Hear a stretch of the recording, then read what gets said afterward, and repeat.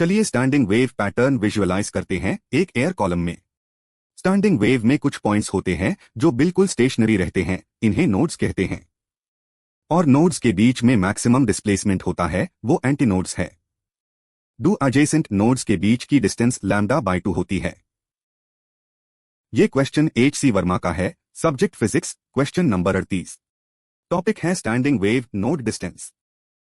Question में दिया है कि एक वाइब्रेटिंग एयर कॉलम में स्टैंडिंग वेव पैटर्न बन रहा है। नोड्स की डिस्टेंस 4.0 सेंटीमीटर्स है। स्पीड ऑफ साउंड 328 मीटर्स पर सेकंड है। सोर्स की फ्रीक्वेंसी निकालनी है।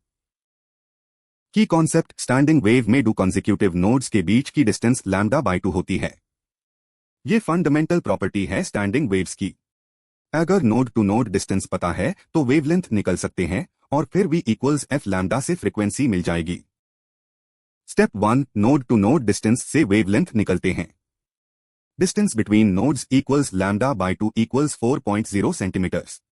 तो लैम्डा इक्वल्स 2 × 4 इक्वल्स 8 सेंटीमीटर्स, यानी lambda equals 0.08 metres. Step 2, frequency calculate करते हैं। V equals f into lambda से f equals V by lambda. f equals 328/0.08। f equals 4100 hertz, यानी 4.1 किलो हर्ट्ज। तो सोर्स की फ्रीक्वेंसी 4100 हर्ट्ज है, यानी 4.1 किलो हर्ट्ज। ये ऑडिबल रेंज में हाई पिच की साउंड है। Exam tip, node to node distance हमेशा λ/2 होती है। एंटीनोड टू एंटीनोड डिस्टेंस भी λ/2 होती है, लेकिन node to nearest antinode distance λ/4 होती है। ये डिस्टिंक्शन बहुत इंपॉर्टेंट है एग्जाम में।